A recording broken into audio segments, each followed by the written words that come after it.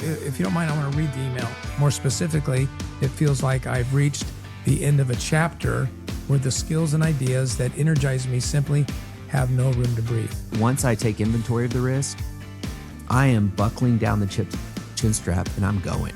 And I'm all in. And I am absolutely 100% leaning into optimism. And there's nothing that's going to stop me from breaking through. I'm going to continue pushing through the ups and downs, the uncertainties, the self-doubts. So what was it behind her decision of not wanting to retire? She grew up without money, and her parents were military, and they taught her to be, very frugal with money. And there was just the way they approached it was still embedded in her subconscious. Hey, before we jump into the podcast, we want to thank all our donors and supporters who make the Today Count show possible. It's through your generosity that we're able to shape leaders through this content and this podcast. And be sure to like, subscribe, and follow wherever you find yourself coming across this content. All right, let's get to the podcast. Hey, welcome back to the Today Count show. Leadership is what I want to talk about today. I like talking about it every day, but it's not just about vision and people. It's also about how we think about money. Money reveals what we value. It represents a lot of different things to a lot of different people. What we fear and what we trust, whether we like it or not, leaders lead from, I'm just going to say it, their philosophy of money, whether they're aware of it consciously. Today, I am joined by Darryl Lyons, who is the founder and CEO of Pax Financial Group. He's an author, and he's a long-time advisor to leaders and families. Darryl helps people navigate not just markets, right? Not just insights, but meaning, how money, faith, and stewardship intersect in everyday leadership, in everyday life. This is a conversation about money. Don't make any mistake about that. So you're going to want to hang around and listen to that. If money is important to you, it probably should be.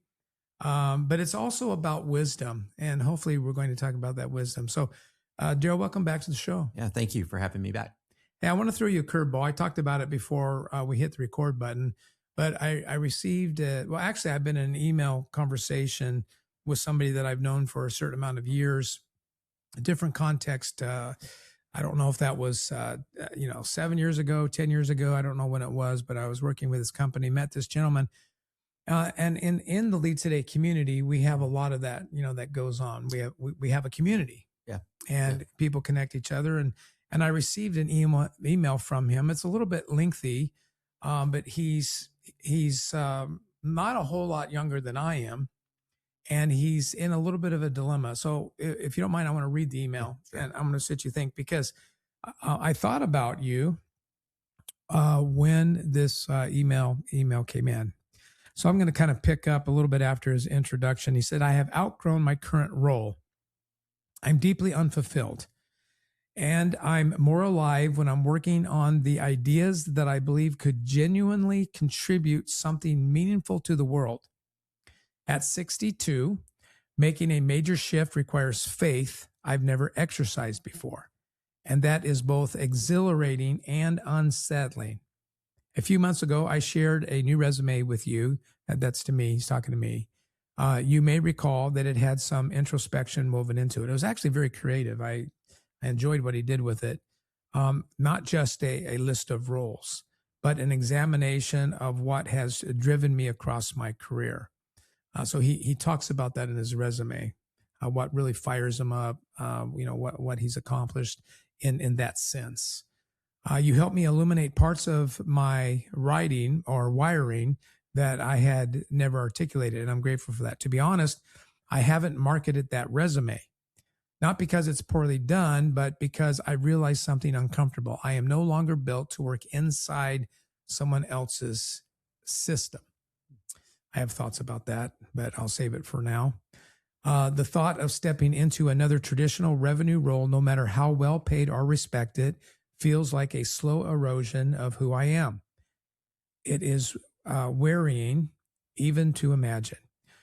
This doesn't feel like depression to me, although I'm sure some of my history and tendencies color the experience. What it does feel like is misalignment. More specifically, It feels like I've reached the end of a chapter where the skills and ideas that energize me simply have no room to breathe. He plays with words pretty well. Yeah. When I'm working on the ideas that have been taking shape, systems thinking, I mean, I think about systems, but not the way he does. A new approach to CRM. I'm always looking for a better CRM. I have to say that. Alignment frameworks, buyer ecosystems. I feel awake in a way I haven't in years.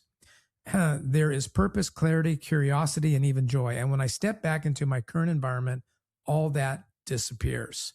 That contrast is what's driving this note. I'm not looking for validation so much as perspective. I would invite your thoughts, etc., etc. Where do you encounter this, Darryl, in your conversations, or do you encounter this very, very often? Yeah, just over the years, walking life with a lot of people. So I've been doing this since 1999. So I've had a chance to walk with a lot of people in career transitions and very difficult life decisions. And sometimes their financial guy becomes the primary thinking partner. Mm-hmm. And so, yeah, I've encountered, everyone is different, but I've encountered some of the similar concerns. And I really love the request is not validation, is just kind of just perspective. Yeah. What's your thoughts? Yeah. Yeah. There was a man who mentored me for years. His name is Dan Miller, and he wrote a book called 48 Days to the Work You Love. Huh. And he's an incredible man. He was a New York Times bestselling author. 48 Days to the Work You Love. Mm-hmm. Big time book. It did really well. Okay. And he passed away unexpectedly. He was out of Nashville, an incredible guy. Like I said, I really enjoyed him. And his primary business, he had a coaching platform that kind of supported, or maybe was the primary driver behind his work as a writer. But having listened to him and conversations, this pain that the writer is experiencing is not uncommon. Mm-hmm. And it feels, I think, to a certain degree, in the way he described it, as a slow death. And Mm-hmm. I think just kind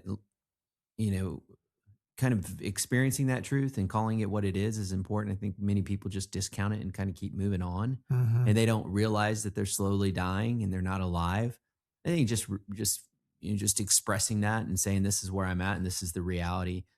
The other thing I heard that was interesting is the expression of his faith that he's never exercised before. I'm paraphrasing here, and not to imply that he doesn't have faith and that hasn't been exercised in other directions, but I do find it a peculiar paradox in the Christian faith, where we tend to, not all of us, but many of us, despite being believers and trusting God, prefer safety. Mm-hmm. And I think if we take inventory, it is a little bit of an indictment of our faith, because there's, if we take inventory of the decisions we make, many times we decide to go the safest route. And if we really just step back and say, I trust God and I'm hearing from him and I'm validating it through his word, I'm validating it through the body of Christ, I'm prayerfully considering, and he's telling me to move this direction, but I continue to lean into security. I think this is an indictment of faith that is in the body of Christ, and it's pretty prevalent. I love the idea of him stepping out into an arena that's a little bit scary. And if it wasn't scary, it'd be abnormal. But I absolutely love it. Age is irrelevant to me. I mean, how did he say? It was 62? 63. 63. Yeah, so, I mean, we're talking 20 or 30 years of life left. And Mm-hmm. who knows how many of those are working? It could be a day. It could be 20 or 30 years. Mm-hmm. And so the idea of leaning into something that has, that allows him to come alive, I absolutely love it. Like 100% love it. What's the pragmatic side of this? Yeah. Of course, there's bills to be paid, and there's potentially spouse and family involved that have to have to be a part of this decision-making process. So as I think about the pragmatic side, I think about the way I process business decisions. Cause even as an entrepreneur, I have different divisions of business. I have nonprofits I run. And so it feels as though every day I'm starting a business because I have to make decisions that have consequence, potential consequence. And that means the consequences of me being embarrassed, of making mistakes, of failing, of losing money. And so the first thing I prefer to do whenever I make a decision is just to assess the scope of the risk. And when we assess the scope of risk, well, then we often find a way. Do we hedge it? Making sure we have enough cash. Do we manage through it? Do we get in front of it? In other words, having conversations with people saying, this might not work out, and here's what we're going to do if it doesn't work out. All that to say is once I take inventory of the risk, I am buckling down the chin strap and I'm going, and I'm all in, and I am absolutely 100% leaning into optimism. And there's nothing that's going to stop me from breaking through. I'm going to continue pushing through the ups and downs, the uncertainties, the self-doubts, and I am absolutely going to find a way on the other side. And I think it is the reason I like that approach is because many people jump in and then they have these degrees of hesitations along the journey. They're hesitating. They get these. I'm just getting all of that out up front, and then I'm leaning into optimism no matter what. And I think those that actually lean into optimism, I actually think they end up doing the best. And I've seen that over the years, many, many times over. It's those that have hope, that have optimism, that push through the self-doubts, that are consistent. And a part of that is casting a vision and designing a strategy, which is what you're an expert in. But without knowing all the context, I love this mentality, starting with truth, and then taking inventory of your faith, and then leaning into something that's giving you life. Yeah, it's a long-winded answer. Sorry. No, it's good. I think the email deserves that. I like your perspective. I know a little bit about the author of this email, and I told you that before we started the podcast, and I'm going to bring that up here in a minute because it might have some bearing, as to why he's thinking the way he is and the way he's moving, the way he is. But as you were talking, I before I jump into that, I did think of two sides of this argument. Let's call it an argument. You got the safety thing. Those motivational speakers, they love pulling out the story about burn the boats, right? I'm sure you've heard, burn the boats. But some of us just are not wired to burn the boats. Mm-hmm. If we're burning the boats, we made it look like we're burning the boats, but we've got a couple others stashed somewhere in the weeds. It's kind of where we're at. But I think what I want to agree on is that the positivity, the moving forward, the energy that you're putting towards one thing is going to bring you a return on that investment. Mm-hmm. It just will. That's how God created everything. I think about golfing, when I'm about to release a putt, if I have questions in my mind about the line that I have chosen to putt and the speed to which if I have questions in my mind, that putt is disastrous. Mm-hmm. But even if I'm wrong, but I'm sure that I'm going to go with this, what I'm seeing, and I putt it with that confidence. Even if I'm wrong, that putt usually turns out better than the one where I'm second guessing myself, right? But I'm gonna pull up his some context. Yeah, some context. Yeah. So in Myers-Briggs, for those who are not aware, it's probably one of the oldest, if not the oldest, temperament assessment that's been out there. And actually, you'll find hints of it in Ezekiel chapter 1. It's a bizarre text there, but the prophet has a vision that God has given, and humanity is described in 4 ways. And lo and behold, it's very similar to the 4 major types, of temperament in the Myers-Briggs. Carl Jung used it before it was called Myers-Briggs and whatnot. But anyway, real quickly, sure. I don't often see the results. And just for your sake, since you're with me here, Darryl, I'll show you his results. There's 8 different letters that we can choose from in the Myers-Briggs. It's E, I, S, N, T, F, and J, P, representing extroversion, introversion, intuition, sensing, feeling, thinking, judging, perceiving. And just real quickly, the way that words evolve, what our current culture calls judging a bad word. It's really a good word in its original context. Normally, if you're a person who is wise, you're a person of sound judgment. That's kind of really the idea behind it in its original sense. But what I'm saying is unusual about his temperament is how dominant each of the 4 letters that has come out for him, which is an INTJ. And so the way that I illustrate that with letters is if somebody is an introvert, but not a massive introvert, then I would illustrate it by writing a lowercase I versus Sure. an uppercase I, if that makes sense. And so in his case, if I were to write his 4 letters, they would all be uppercase INTJ. What does that mean? Well, the NT is we pull out rational. So he's very, very, very, very logical. And then when you throw in the other 2 bookends, the I and the J, we call it a mastermind. So he's a rational mastermind. And when I pulled up the other part of his assessment, the scary thing, and I mean that with all humility and respect, the scary thing is the people side of who he is, the sociability, the empathy, the extroversion, not a natural place, not a natural place.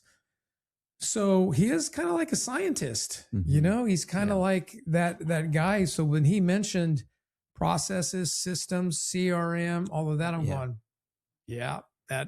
that sounds.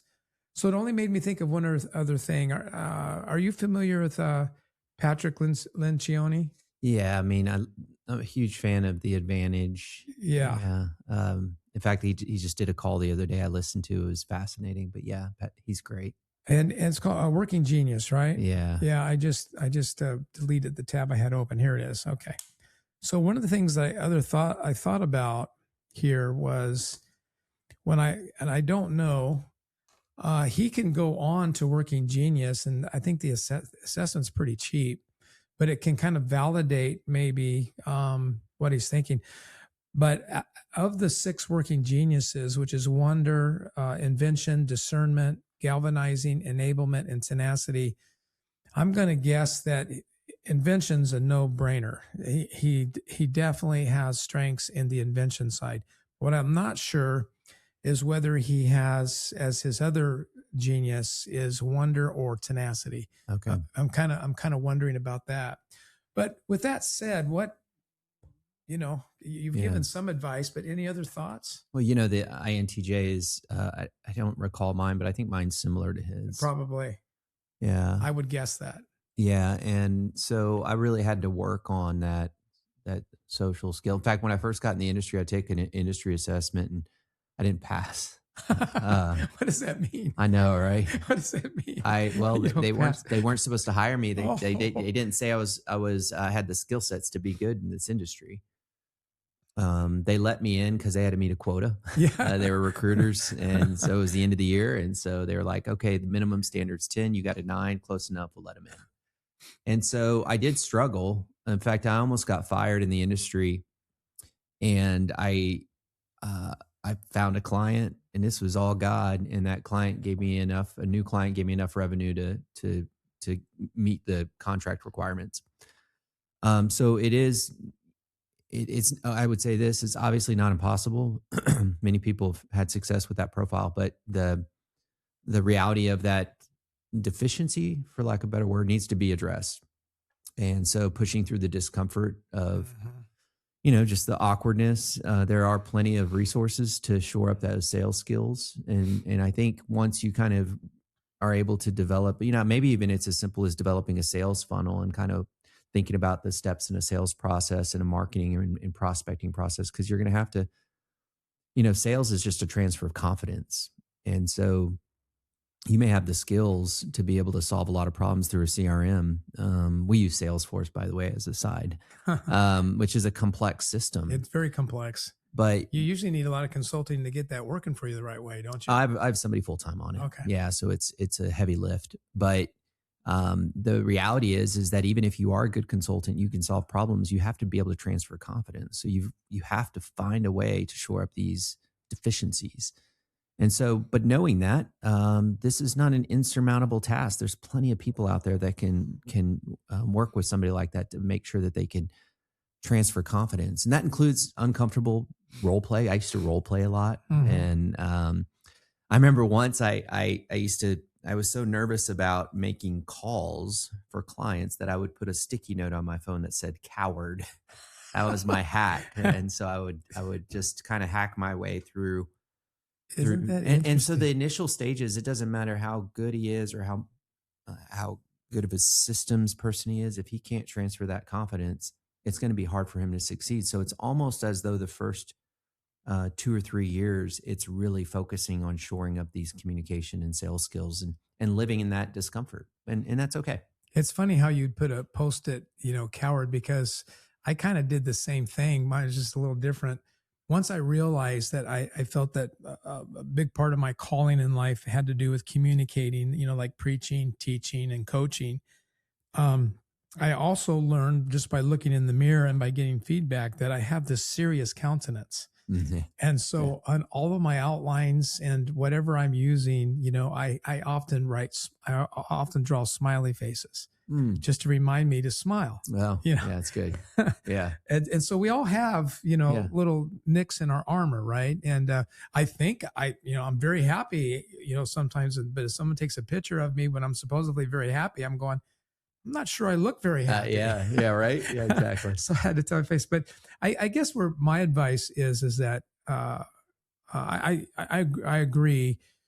I would encourage this friend to face this reality that my experience with him, but you have to remember, I'm very interested in humanity. I'm curious about humanity.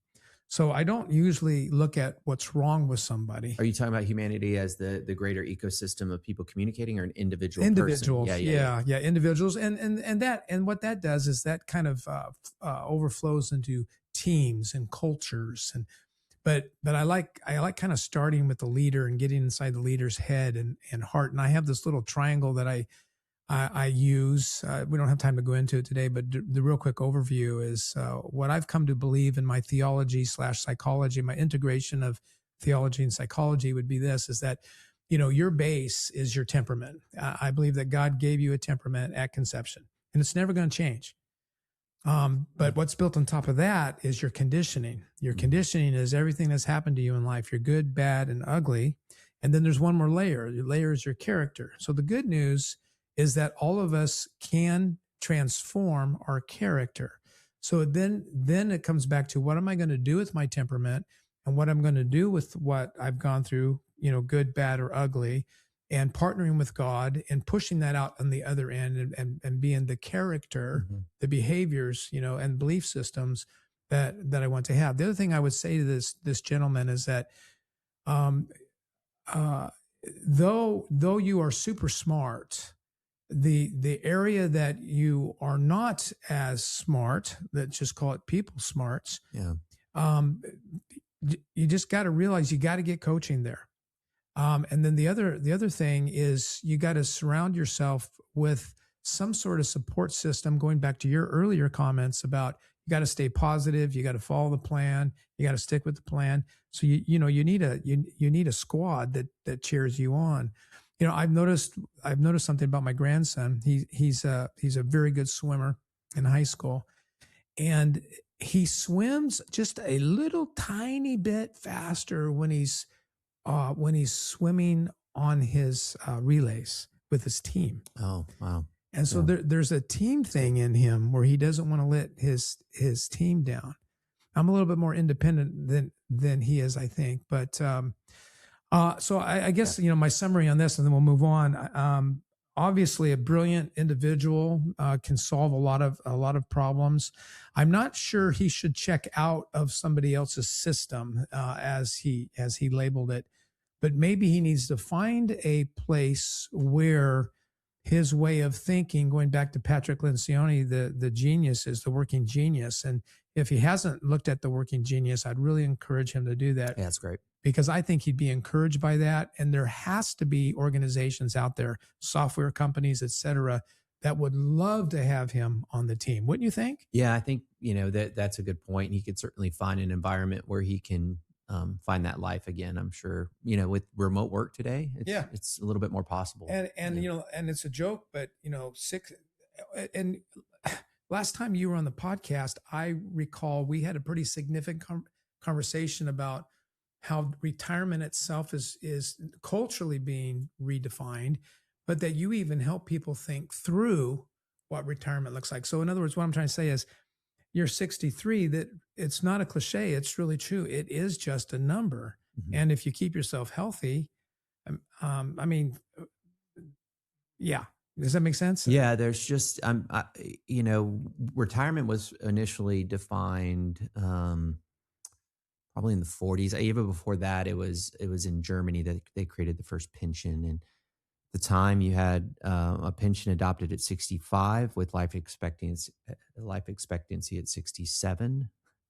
So it wasn't much of a financial obligation for a country or a annuity company to pay out something with only maybe 2 to 10 years. And now some people are retiring sooner and living really long. And so we've got to set aside what we might think about what 65 means, because it's absolutely changed. And so there's just more work for God to do in and through those people that are maybe beyond 65. It can look differently, but it doesn't mean you have to do the traditional, I'm going to, take 5 strokes off my golf game and, play bingo or, whatever it is. Last thing I want to say, and then we'll transition, Sure. is I would, meeting with this gentleman one-on-one, I actually was very fond of him. And a lot of our conversations were about interpersonal issues in the workplace. But being that I'm an INTJ, not to the extreme that our friend is, but interpersonal skills did not come naturally for me, and still don't really. But I think the reason why he and I connected is just truly because over the years, God has given me a curiosity and an interest in others. And that might be a path that he may want to work harder on and getting on that path. That it certainly has helped me. All right. Well, that was good. great. That was great. Okay. So you've also, Darryl, you yourself have written, I think 4 books. Is it? Correct. Yeah, 4 books. And, 18 to 80, life stage thinking about money, small business, big pressure. I love that title. It's about leadership and stress. The grand money chasm, the picture that you have on that cover, I think says something about generational wealth, maybe. At least that's the picture that I got there. And then biblical responsible investing. And I think I have a couple of the books in my library, and I have read one of them already. So let's just reset the expectation here. We're going to talk about money, leadership, worldview, stewardship. Let me throw out a question. Okay. I want the listening people to know a little bit about you first, a little bit about your background. We don't have to stay on it forever, but what did you absorb about money growing up, spoken or unspoken? Yeah. And how does that still shape you today? Sure. Yeah, it was obviously impacted. My mom had me when she was 16 and my dad was 20. So, it wasn't easy for them to find their footing financially. My dad did very well in a fire and safety business. But in the 80s, if you were specifically in Texas in the 80s and 87, there was something called the S&L crisis, the savings and loan crisis that took place. And oil. When was that? About 87. Yeah. Yeah. market had a big crash. They called it Black Friday. I worked for Bank of America in those days. Oh yeah, in the Pyramid building. Yeah. Yeah. Okay. So yeah, I that was a tough time for a lot of people that, and my dad included, and that seemed to be an important imprint on my mind, that had made a decision sometime at a very young age that I didn't want to work for somebody because he was let go and it impacted our family. And so, I grew up just, there was just money was just uncertain and there was extremes. We had food and we had. Did you guys talk about it as a family? I mean, no, okay. not really. So No. It was just we don't have money. There have been seasons in my life where I've looked back and I thought, what was that even about? Did I grow in that season? Did I get better? Am I still stuck in that season? If you have similar thoughts, I want to introduce you to a book called Story, The Art of Learning from Your Past. This book, written by Jim Piper, shares principles and stories that actually help us get unstuck and step into the future we've always wanted. Be sure to stop by leadtodaycommunity.com to grab your copy today. And it was you're 16 and we don't have auto insurance, or it got to the point where, as it's funny now, but we got a new car and we didn't have the money for the title. So we had to, you have the temporary title, but that fades. So I learned how to just color it in so it'll last longer. Just little things like that. Yeah. Or I remember edging the mobile home, the skirting. And if you get too close when you're edging it, it'll crack the skirting. And that's when in my mind, I thought, I really want to have a house with a foundation. And so there's just these little things. And so when did you realize the emotional weight of that, of money or lack thereof? Yeah. It's a good question. I think as a kid, sometimes it comes off, a little bit embarrassing, especially it's probably easier if you're around a lot of other people that are struggling. But there's times that I was in Boerne, Texas, that we lived there. And that was a community that tended to have a little bit, not, at the time they weren't wealthy, but it's when your peer groups see that you don't have things and people might say stuff. And that's when it becomes kind of a heavy thing for a young kid. But then it became probably about 18, just this pursuit of mastery of money that happened pretty early. And I worked at a bank. That's how I paid my way through college. I studied accounting and finance and started in the industry in 99, went on, got my master's at A&M Law School, and just been studying this. I mean, a student of money ever since. And I find it fascinating, the collision of money and scripture.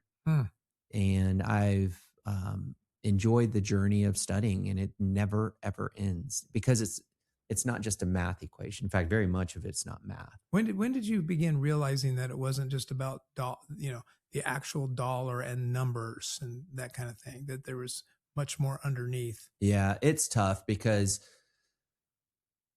I still default to the dollars, but then I realize that us humans aren't rational. And yes, yeah, we think we are.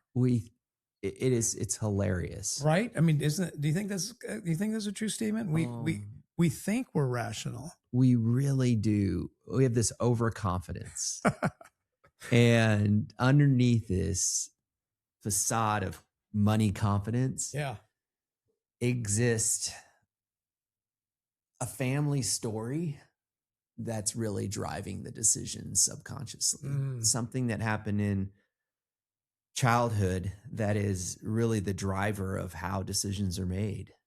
And it's not a spreadsheet that ultimately dictates the future.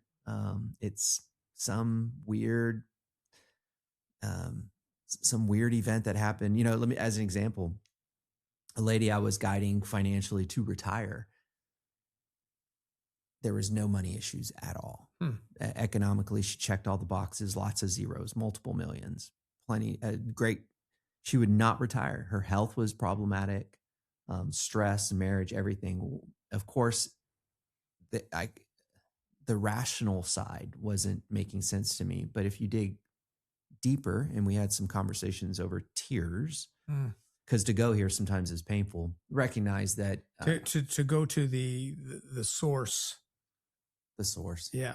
Yeah. Not the future, not even the reality of the numbers, but the deeper things. Yeah, and it's been a journey for me to try to accept that that's the reality, Mm-hmm. because I like to spreadsheet things out, and if it makes sense, this is what it is, and you know. But here we had somebody that just wouldn't accept the data, and I can run data just like anyone else in probability scenarios. So what was it behind her decision of not wanting to retire? It wasn't financial security. In fact, the all the evidence was suggesting, her health and her marriage she needed to retire. Well, it was rooted in the fact that she grew up without money, and her parents were military, and they taught her to be, very frugal with money. And there's just the way they approached it was still embedded in her subconscious and a part of her decision making. And we just had to acknowledge that. It wasn't as though I was going to overcome it, but we just had to recognize this. So how did that come out? Sense of guilt and shame that she had money, or not a sense of guilt and shame, that just the desire for more economic security. I just don't have enough. Okay. Yeah. This happens a lot, by the way. So if you kind of model out somebody's financial future, and we can get to a place where we accept that reality. So for example, if I were to model out your financial future, and I say you have a 99% chance that you won't run out of money, and we accept that, and what this getting to that place is actually a beautiful place, because then you can actually make decisions that really have a wonderful long-term value. So for example, somebody who I've identified that has a high probability of not running out of money can then take some of their money and shift it aside and give it life by investing it accordingly, so that it'll become an inheritance. So for example, somebody who, okay, I've taken you through a journey, but let me map it out for you just a little bit. So I'll take somebody through a process, a rational process of going through kind of an economic forecast. And whether or not they accept that rational forecast, I'd say maybe, I'm guessing here, 10%, 20% of those people won't accept that rational forecast because there's something underneath them that's not allowing. And so what I have to do is in the sense of believing it or not believing it. Yeah, that's right. And I'm dealing with a spouse, a husband and wife. So one of them could have a hard time accepting that reality. And so the consequences of not accepting that reality are problematic. So as an example, this person said, I just don't have enough security. Like, I need more, I need more, I need more. And so maybe it was 5 million. I don't remember what she had at the time. Maybe it was 5 million. She was in her mind saying, I need 10 million, but that didn't even matter. It was this nebulous number. Mm-hmm. My point in this is that I take somebody through a rational thought process, and then I find out somewhere along the journey that they're irrational humans. And I've got to find a way to dig at the source, because if I can't get them to accept this reality of math, then the decisions that they make can be consequential. Do you think this differentiates what you do from, I mean, not that you're going to badmouth other financial advisors, but do you find that this is kind of unique for you, or is it? Yeah, it is. And we've systematized it a little bit. So it's rooted in this area of study called behavioral finance, which is a collision of neuroscience, psychology, and traditional finance.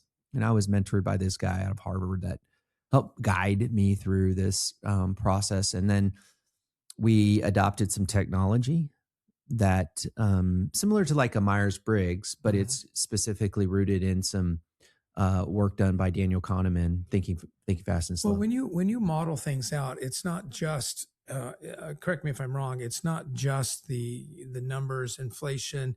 If you get this return, on investment, but it's also based upon needs and wants as well. Is that right? Or very much so. Yeah. Okay, so on the expense side of things, yeah, whether they want to travel or whether they're homebodies, that whether to your point, if they want to start working on generational wealth, that kind of an idea, leaving an inheritance. Oh, it's insane how many people have different opinions on this, right? Right. And so just try not to be dogmatic. I mean, I'm an expert in my own opinion, so I can certainly tell them what I think they should do, but just kind of navigating that and then getting the husband and wife on the same page. So So to answer your question, the tools that we use, if I could say there's one thing that we try to implement is making sure that non-CFO spouse has a voice. Okay.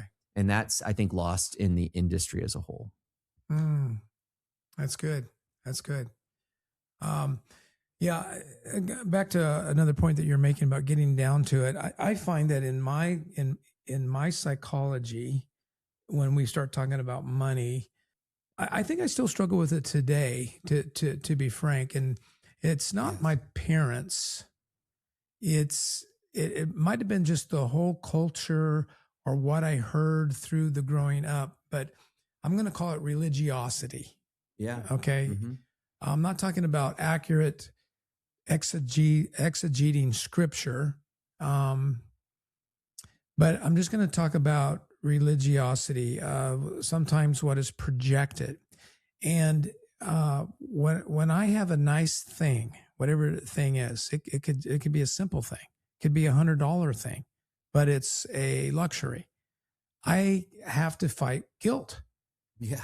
And yet I have this desire to provide, and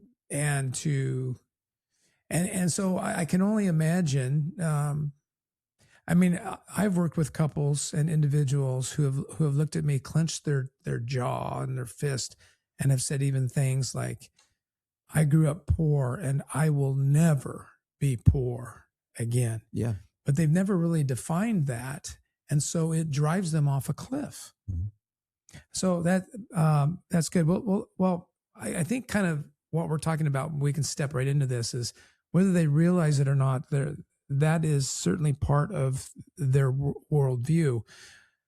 A lot of people don't want to use that term, worldview, but when you look at what you have learned growing up and making this, this transition as an entrepreneur, I like how you said that, because I kind of had that little thing happen to me too, because I forget what happened, but one of my devils, right, which is sometimes a good friend who just exposes things that you didn't think about, and now you're starting to think about it. So in a humorous way, they become a little devil. Yeah, I understand. So I had a friend have me put on a spreadsheet how much I made the bank, how much my work profited the bank. Oh. And that was a really bad thing to do, because I found out in 1 year, and I don't remember the numbers now, that my actions, my work, netted the bank millions and millions of dollars because of lending, millions and millions. And then, in mid 80s, looking at my salary to what I made, I mean, it was less than double digits in the percentage. And so I said, I'm out. And I didn't leave that day, but I said, okay, I'm out. This doesn't make sense. Plus, there was a filthy side to some of it that I felt anyway, a dark side to the banking world that I have a hard time articulating, but I felt it. I remember one summer I worked at a machine shop right out of high school. And because you're right out of high school and you're trying to make money, and you're not really saying what's the best job, you're just getting a job. Yeah. And it was actually at a machine shop that my uncle used to run. And I would go to work and I would come back filled with oil, and literally most of the time the lifespan of those clothes wasn't very long, but I'd have to take them off, throw them in the bathtub, because there's no place to put them. Yeah. And then I'd have to get cleaned up. I'm exaggerating, but sometimes that's how I felt as a banker coming home from work. And there was just something about your life being surrounded by all of this things. I remember elderly people would come in and they would fight me for 1/8% for their CDs and would even swear. And I'm going, my gosh, these people are wound up. Yeah. So, so tight. But here's my question. Whether we realize it or not, and particularly every leader, they work from a worldview. How has your worldview evolved over time, not just from your own childhood experiences Sure. that you alluded to. Yeah. But all these stories that you could probably tell of helping people. Yeah. It has, I think part of humans is just to discover God. That's part of what we do, Yeah. do. And I think it's understated.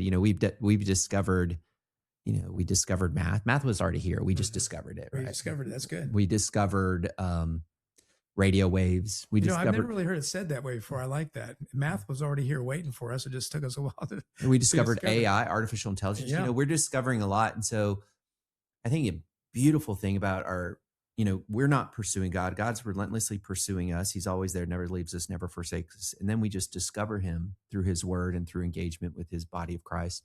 And so we discover him. And so I think that discovery process has been a journey of there's been a worldview of I want to abide in him, and the overflow of abiding with him is clarity on what he wants to do in and through me.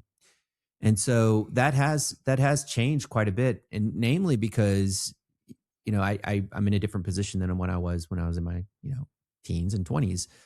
And so I find as I take inventory through prayer, what does he want to do? So my worldview, if anything, is often defined by kind of the mission statement that I create as I sit down. Do you have that memorized? Or Yeah. I help others believe in a bigger life. Okay. Yeah. Wow. Yeah, I help others believe in a bigger life is important because, and obviously there's, that can be flexible enough in nature to have a secular tone.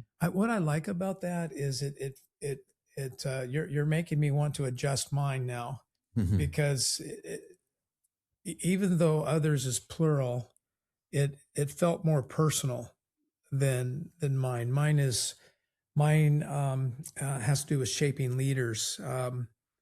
But it feels a little more corporate than yours does. Yours feels more personable. I like that. Well, thank you. I mean, I honestly never stress tested it.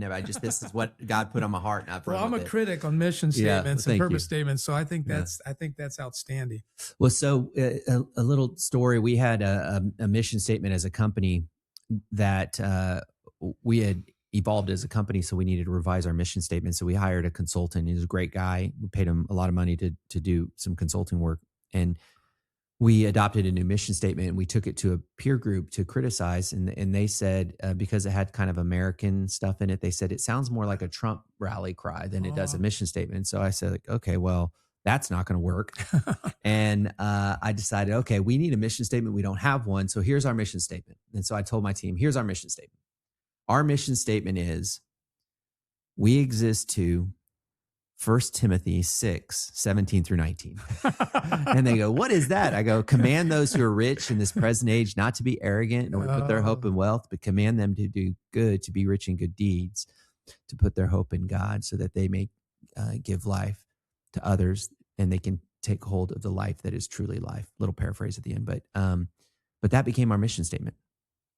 For about 2 years, that was our guiding light, because we were just kind of, that was our default. And then we've since massaged it to create something that's a little bit more packaged, but it still defines the way I think about things. Yeah. 1 Timothy 6, 17 through 19. But you've done a great job summarizing it. Mm-hmm. It's high level. You got, you probably have a narrative that you've written underneath that, I would imagine. Yeah. That's really good. So, high capacity leaders, I had a friend of mine say something to me the other day that I don't want to give too much detail because it'll give away his identity at this point. But he's kind of new in the faith, and he's very successful, makes a lot of money, and when you have a lot of money, you have a lot of options. And you often have these, we talk about revenue streams, right? Especially entrepreneurs. Yeah. We talk about revenue streams. A lot of corporate guys, they would have what I'd call revenue leaks, where they spend more than they need. They spend more than they can possibly consume. Yeah. Right. That they can possibly consume. I'll leave it that way. And you can use your imagination as to what that may be. There's money going out, but they don't even get to consume what their money is going out toward, right? It's impossible. Yeah. It's impossible to do. And so, what do they believe about money? And where do you think high capacity leaders go wrong with this whole thing of money? Well, it's scriptural. This is very important.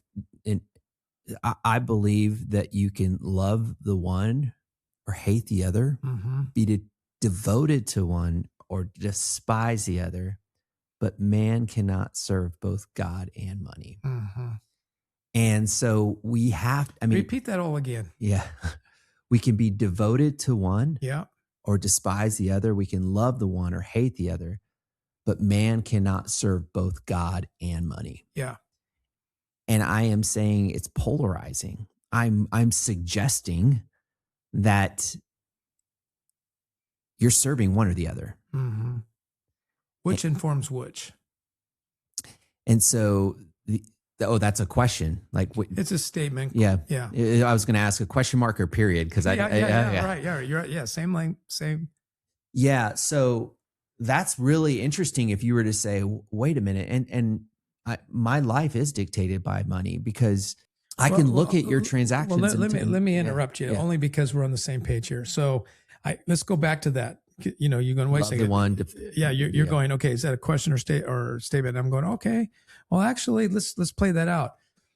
If I tell God, and I'm probably not saying it audibly, the typical person thinks it. And if they're not thinking it, their behavior is even more telling. But if I say, I'm going to give this amount to this church or to this ministry or whatever, if you hear that, that still sounds like I'm in charge. Yeah. Right? Yep. And so it's almost like I'm putting God in a place where he says, oh, thank you, Jim. Thank you. Yeah. Man, we needed that. We really needed that. And, to your point, it's not an and, right? It's not. One drives the other. It really isn't. And I think that's where we kind of live in this lukewarm kind of space. And so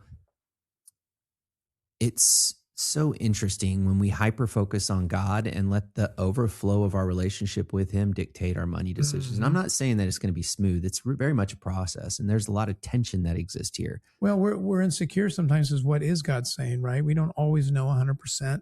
Sometimes it's Chinese food. Sometimes it's God. Yeah. Right. But I get a chance to ask a lot of tough questions because I get to see people's financial statements and I can ask them about their giving and we're just not, as a body of Christ, we're just not given as much as we talk. We talk a lot, but if I were, I was, as an example, very successful business owner, talked to him the other day, and I just, I called him out in a very tactful way about his giving, and we have a good relationship, and his comment was, it's hard for me to transition to giving because I have so many obligations now. And I think that's a great starting point, but it still doesn't answer the question, who does he trust? So let me ask you, is it fear? Is it comparison? Is it scarcity? Yeah, I think it can be any of those. Even as you mentioned before that, you struggled with nice stuff because having, the I don't want to say the poverty mindset, but the idea that having nice stuff is problematic. You can even ask yourself, is that rooted in your own concern about having nice stuff, or is it more of a concern that people are going to see that you have nice stuff and say something about it? Oh, that's absolutely what it is. Yeah. Okay. Yeah. So it's so nuanced, right? Yeah. I'll tell you this right now. I don't like crap. I like really nice stuff. And and I'm also somebody who believes that things should be done in excellence. And, my dad told me that, he affirmed what I'm doing in my life, but he said, one thing that you probably should have been is a Division I NCAA basketball coach. And, because there is just something about playing games that I believe that they perfection, I'm a little loony in that way. And so perfectionism has a religious overtone to it psychologically when you think about it. And I can't be perfect. You see, I can't be perfect. And so that bothers me. I can't have something nice, but be pure about it. But because I don't want to be, I don't want to be accused of something that's not true. Or is it true? And so you got all those things going on in your head. That's right. Yeah. And it is tough to unwind. The good news is we have a word of God as our framework. Yep. And there was a minister that said, we don't have any problems. We just have people. Meaning that if we unpacked what he was saying, which I don't recall his name, but I believe that having thinking partners to discuss these money issues is really healthy, those other believers. And unfortunately, pastors are stuck in this situation where it's hard for them to discuss money issues because they feel like there's it's going to jeopardize the relationship between the pastor and the flock. So I feel that a part of my role, and there's others, I'm not by myself, is to illuminate what God wants to do in and through people around money conversations. And so it's not black and white. It is very nuanced. And you had alluded to, relationships with parents and perfection and all the stuff that comes with money. It's so challenging. And so that's why my suggestion isn't one to say, here's how it's done. It's more so, what's the source of truth? And what I find is that those that abide in him, the overflow of that, and we read about this in Galatians, is love, joy, peace, patience, kindness, self-control. These are all things that we want, that we pursue through money. Yeah. And so I think it is a spiritual battle that it's understated in our society, especially since we're the richest country in the history of the world. Last scripture I'll throw at you. It said, it's easier for the camel to go through the eye of the needle than the rich to inherit the kingdom of heaven. Now we know that that's the illustration of a camel through the eye of a needle, but it's, for those who don't know, the walls of a kingdom would have short and small entries as a way of slowing down an attack. And in order for a camel to get through there, it'd have to drop on its knees and kind of shimmy through it. So it was really difficult. So it's not the literal eye of the needle that your mom used for your clothing, and then a camel. Yeah, right. Yeah. Otherwise, we're all dead. It's like a Tom and Jerry episode or something. Right. Yeah. But this is an interesting scripture because you could suggest that entering the kingdom of heaven is something that we could experience here. We hear about thy kingdom come, thy will be done on earth as it is heaven, the fullness of Christ, the overflow of love, the life that is truly life, that kingdom. So it's easier for the camel to go through the eye of the needle than for the richest nation in the history of the world to experience the kingdom of heaven. Mm-hmm. And so I think we have to ask ourselves, this thing that we call money, this currency, this store of value, is more spiritual than we think. And so we've got to make sure that we're abiding in him. Otherwise, by default, our flesh will worship that money thing. Yeah, because there's no simple answers. I don't have any problems calling out things that that I believe are absolutely corrupt, which is part of the problem that I probably struggle with, is because I don't want my name or my ministry or my business to ever be associated with the likes of corruption. So you take Kenneth Copeland. I don't have any problem mentioning his name on this podcast and saying, how does this guy live with himself? I don't know. And there's a stack of them, right? There's a stack of them. But what's really hard about that is you talk to supporters of those kinds of people involved in that corruption, because there's no hard math that says once you make this or once you have this, it becomes evil. The heart of the matter is to what you're saying. It's a spiritual thing that takes a lot of wrestling. And I'm going to lean into what you're saying. The reason why I encourage the Lead Today community to stay in the scriptures, regardless of whether you even are understanding them or not, is that it's a journey. It takes a while to even learn how to hear God. It's crazy. It's crazy hard. It's crazy fun. Yeah. I love it every day. I read the Bible. There's a time that a friend of mine told me he loved the Bible. He opened it and it was amazing. I go, I don't get that. And then I just kept doing it. And then all of a sudden it started to come alive. Yeah. I don't know. It's just kind of a thing that at a certain point in life, I started to come alive. You know, I'm a big Peter Drucker fan. Most people listening to this podcast have no idea who I'm talking about. And I'm setting my... He's the OG. Yeah, right. He is. And no one has replaced him as of yet, as far as I'm concerned. But about every 2 years, I pull out his A Year with Drucker book and go through it. But every time I do, I'm reminded of how much his stuff lines up with the book of Proverbs. Yeah. And I'm going, if I just keep reading the book of Proverbs like I've been, you know, I will be Druckerized and will be good. That's so good. Yeah. I know we're drawing to an end here. Let me ask you a couple more quick questions. Sorry to be long-winded too. No. Some of these topics are, you know, obviously important to me. One of my friends / clients sent me a podcast last week that was 2.5 hours. And so obviously I didn't listen to it in one sitting. Or at 1.75. Yeah. I listen to my podcast, my own podcast. I listen to 1.3. My own podcast. Yeah. Well, it's painful, right? It's painful. But anyway, I listened to it. So what I was going to say is, I think you have so much to share. I think we have kindred spirits here about this topic and even broader, that you just need to be a perennial participant on this podcast. Thank you. I'm honored to just come back. So I appreciate it. So, all right. Most of the leaders I work with are driven, and they're driven financially. And outwardly they are super successful, but inwardly they are restless.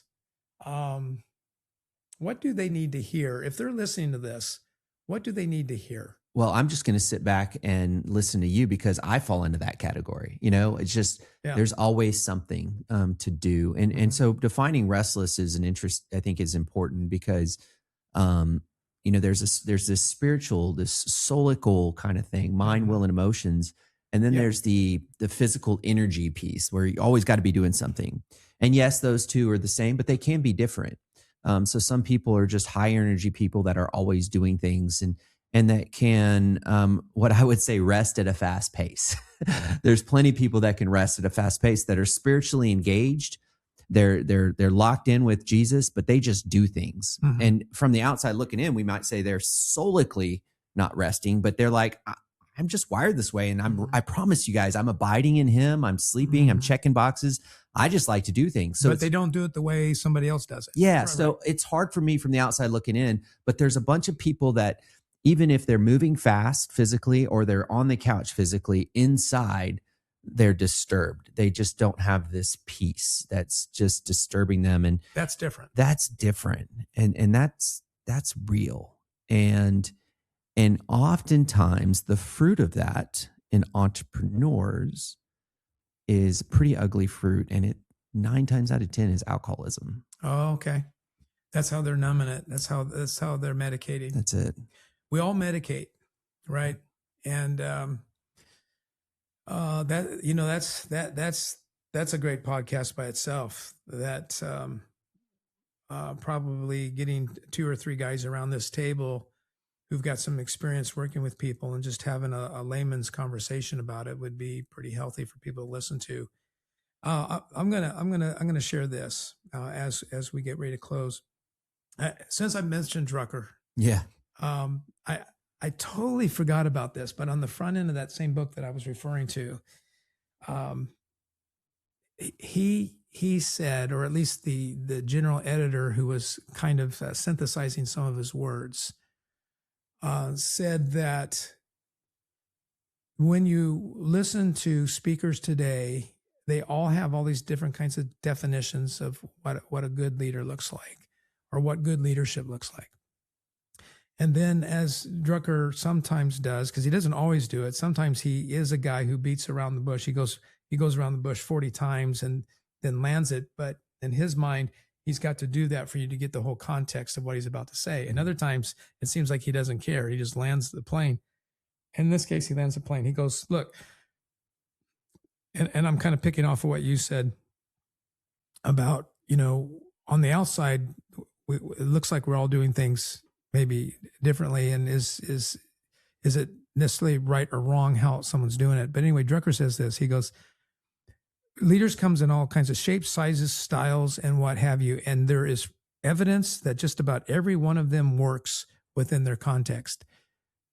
Good leadership comes down to really two things. One is they're getting the right things done, and you can trust them.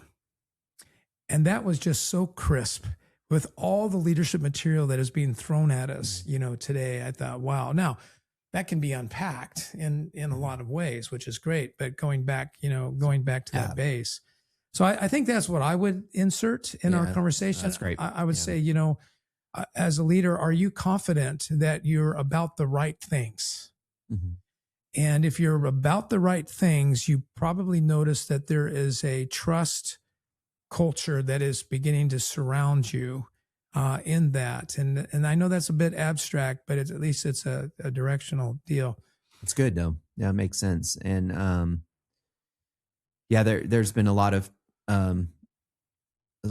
a lot of different theories on what leadership. I mean, it's been obviously studied, right. But narrowing that down and even unpacking that just on a complete other podcast and asking ourselves, what is the right thing to do? Mm-hmm. And sometimes I define, what I'm supposed to do as the right thing is cast the vision, create a strategy, ensure the culture's maintained, and find kinks in the hose.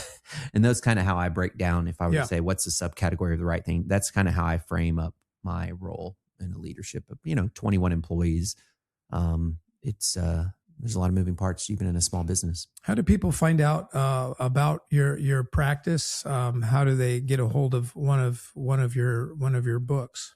Yeah, so I've got the Retire in Texas podcast, so that's one way. LinkedIn's a good, and in the Retire in Texas podcast, I cover a lot of money topics, everything from behavioral finance to kind of what's the economic landscape.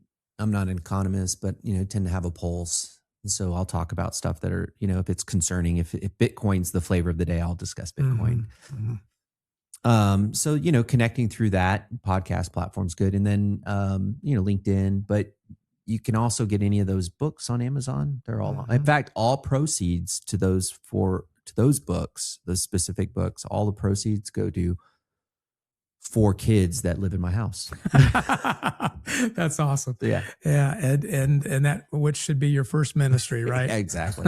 Promise you can't cash jelly beans. There's not a lot of money in books, but yeah, thank you for supporting. No, there's not. Yeah. There definitely isn't, or at least I haven't figured that part out yet. Yeah. Anyway. Well, Darryl, great to have you with us. Thanks for being here. That was my pleasure. It's fun. Hey, thank you so much for joining us on the Today Counts show. We got so much more planned for you. So stay tuned and stay connected on Instagram, LinkedIn, Facebook, and subscribe on YouTube. And remember, today counts.